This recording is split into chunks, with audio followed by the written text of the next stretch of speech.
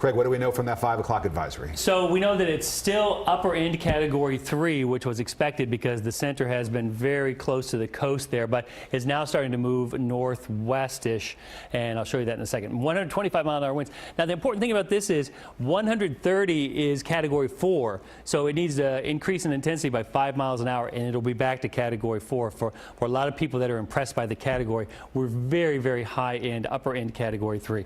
Presently, 115 miles southeast of Key West, and the speed has slowed down a little bit. There's probably some big news here in the speed as we go through this, but more so because of the direction here. Remember, we were talking, if it's going west, and yesterday that number of the compass there, that's the compass number, 270 is due west.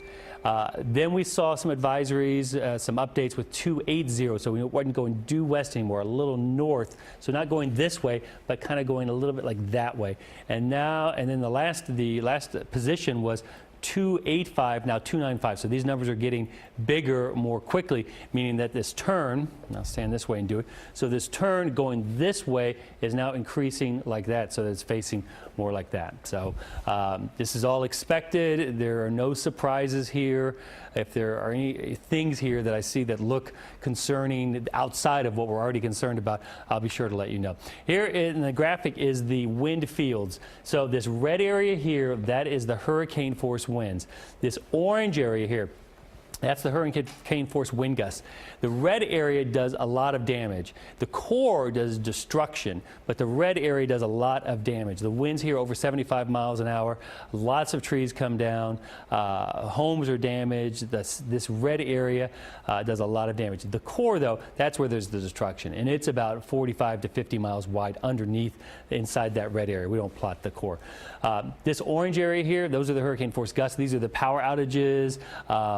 The very strong winds, gusts, and then this orange area here, which is now into South Florida, continuing to move to the north, that is the 40-mile-an-hour or greater winds, and we're seeing that from some of our neighborhood network sites. The winds are sustained right now just offshore, 53 knots, just southeast of Key Biscayne and Marathon there at 38 knots, so in tropical storm force range.